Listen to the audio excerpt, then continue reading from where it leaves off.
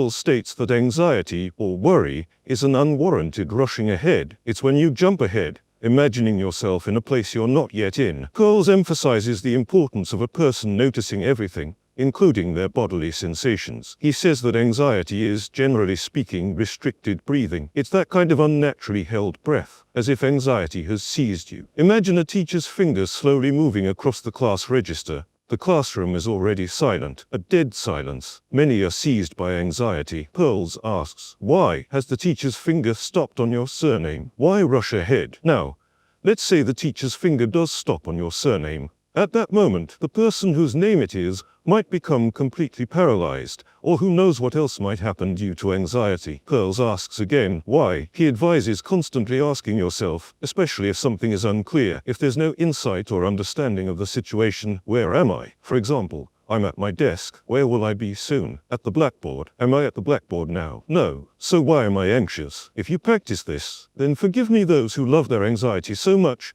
the anxiety will subside. Pearl says, and when it subsides, when the negative emotional reactions disappear, positive ones will emerge. For instance, an interest in the subject that previously caused anxiety will surface, or perhaps what Pearl calls a sense of excitement about the subject. Excitement is a completely different state than anxiety. Figure and ground in Gestalt therapy. Now, a couple more small examples. Figure and ground. Usually, we only perceive the figure. If personality is a whole, irreducible to its parts, then it's worth noting that when we distinguish something as a figure, these are laws of perception that we don't have time to explain now, we tend to perceive this figure as somewhat exaggerated. It appears larger than it actually is. Therefore, even minor personal problems often involve an overemphasis on the figure, while the solution lies in the background, ground. We often pay no attention to the background. We don't notice it. Pearls then offers us a suggestion, or rather, asks us to try something. For example, imagine a painting hanging near your desk or above your bed. You hung it yourself, and it initially fascinated you as interesting, but then it might have become a bit tiresome, and you want to see something new in it. So you look at the painting and mentally trace its outline. The outline of the figure and the ground is actually the same.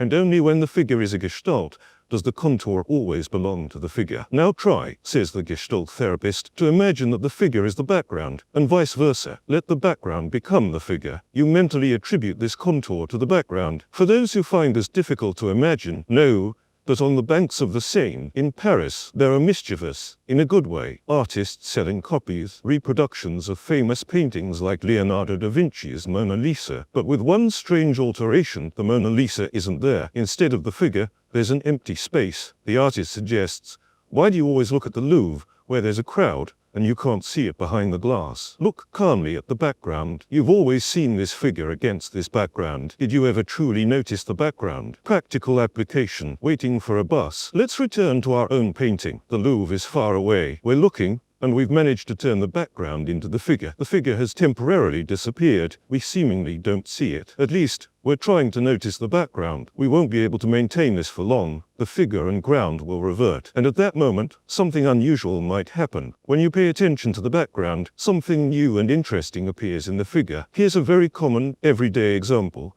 Waiting for public transport. This happens to everyone, almost daily. You're late for something and waiting for, say, a bus. The bus is the figure, and you're waiting for it, filled with anxiety. You're just waiting for the bus to arrive. But the Gestalt therapist asks, does your worry affect the bus's arrival? In a psychological sense, you'll likely just prolong your wait for the bus. If you're anxious, the bus won't arrive sooner because of your desire. At that moment, you actually have time. You can forget about the figure and observe the background. Look at what's around you. You might become interested in the faces of the people standing nearby. They're also anxious. Look at yourself from an outside perspective. Just moments ago, you were the same. Look at the trees, see how interesting everything is, and so on.